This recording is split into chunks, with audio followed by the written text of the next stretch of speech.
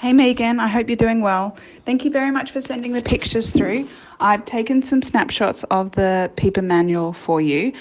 Most car seats follow trends, but we do always check the exact manual of every car seat so that we are not just giving you general advice, but we're giving you quite specific advice. So you can keep using the Pipa until the kids are 14.5 kilos or until there is less than 1 inch between the top of their head and the top of the car seat.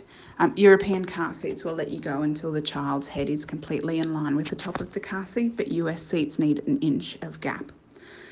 So I can't quite see the top of the kids' heads.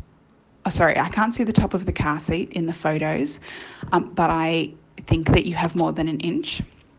And because the kids are over or are the age that they are now, I think that their limbs, or typically we see that their limbs will start to grow faster than their torso has been growing. So you might find that you actually get a lot longer out of the car seats. I wouldn't be surprised if you got 6 months more out of these car seats.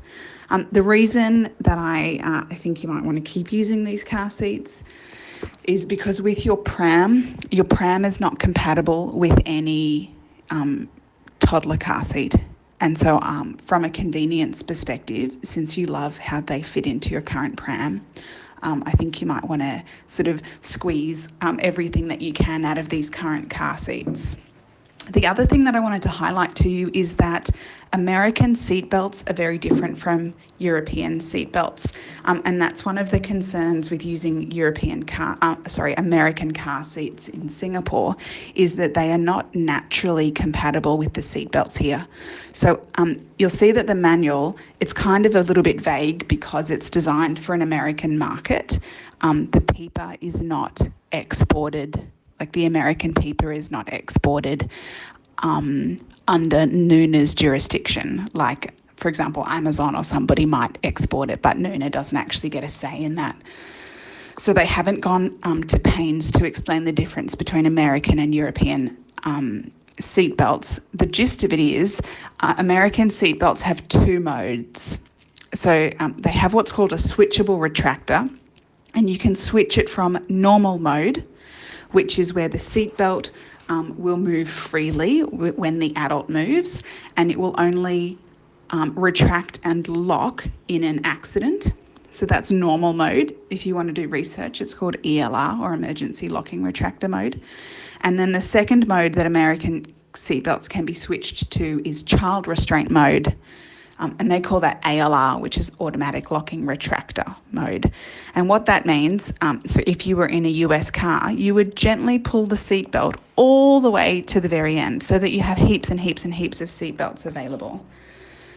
And then you would let the seatbelt go back into the retractor, and what you would find is that the seatbelt will no longer let you pull it out.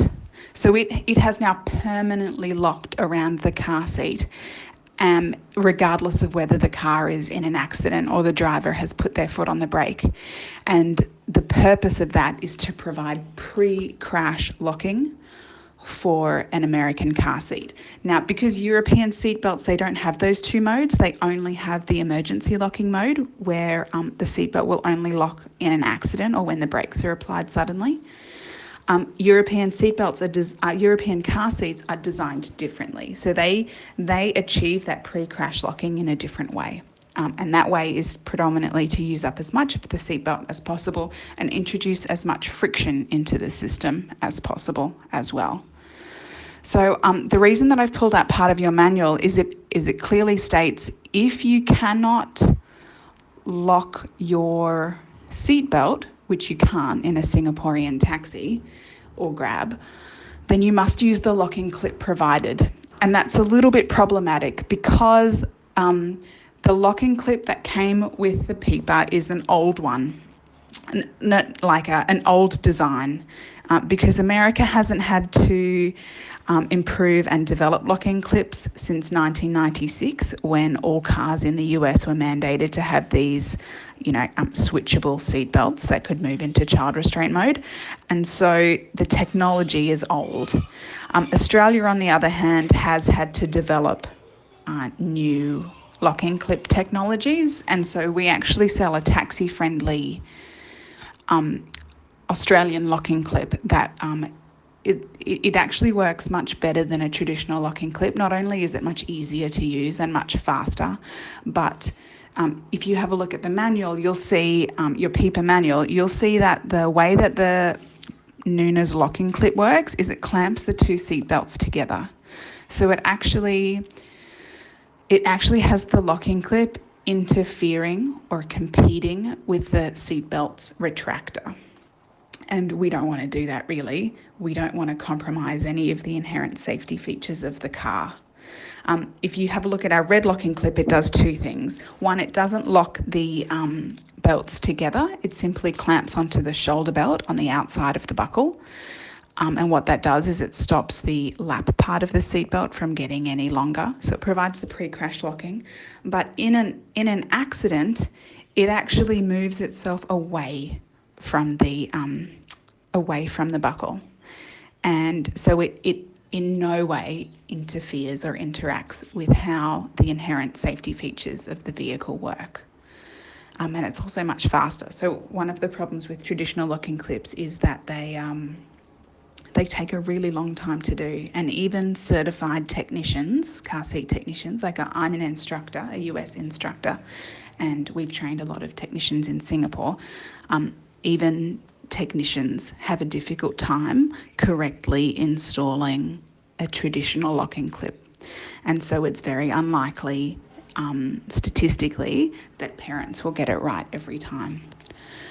So I would encourage you to look into the taxi-friendly locking clip if you'd like to keep using the car seats, because at the moment you are not using them according to the manual, and that can be quite dangerous because they don't have the pre-crash locking mechanism that they are designed to have.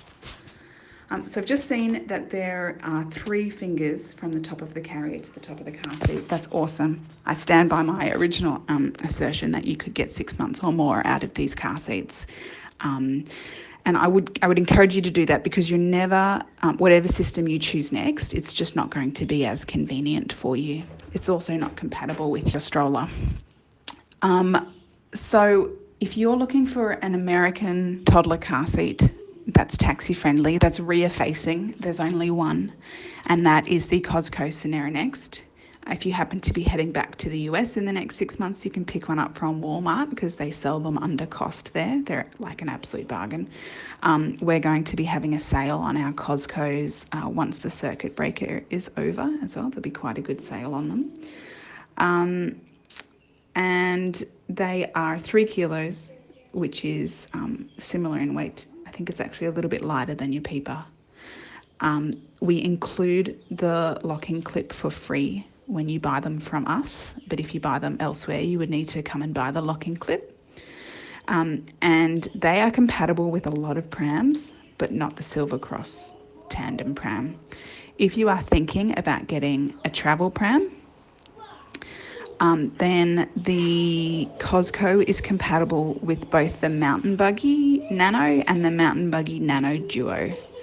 And you might want to think about that. You can have a look at our website at taxibaby.com/stroller hacks, and you can see how parents have attached their car seat, their Costco car seat, to lots of different prams. It's officially compatible with the Mountain Buggy prams, but the other prams are hacks because the other prams just none of them take toddler car seats. An alternative car seat that would be American certified is the Waby Pico. It's a bit over twice the price of the Costco, and it's only a forward-facing car seat. It's also doesn't come with a locking clip. We've actually been talking to Waby about bringing that to Singapore, so we should have that in the next 6 months. But it won't be quite as convenient to install. It's a little bit heavier, and the difference between one of the big differences between the Costco and the Pico, other than the fact that one is rear facing and the other is forward facing, is with the Cosco, much like with your Nunas, you can have the kids buckled into the car seat before the taxi comes, and then you just transfer the whole bundle into the car and use the seatbelt. With the Wavy Pico, you would need to have the kids in the pram, and then you would need to fix the car seats into the car first and then buckle the kids into the car seats. And especially with two, it increases your loading time, like once the taxi's actually arrived, by quite a lot. So have a look at those options. Let me know if you have questions, especially around the installation of your Nuna once you start using the locking clip. It would be a lot safer for you to use what's called the European belt path with your Nuna. Let me just check your manual. That is option 2, where you put the shoulder belt behind the back of the car seat through the blue shoulder belt guide. It would be safer to use our red locking clip plus option 2 rather than if you use the Nuna locking clip, you must use option 1, and that doesn't allow the shoulder belt to go behind the car seat. And putting the shoulder belt behind the car seat actually reduces the amount of downward rotation in an accident, so it's much safer if you can make that happen. Okay, I've sent you a lot of information. Let me know if you have questions, and I'll talk to you soon. Bye.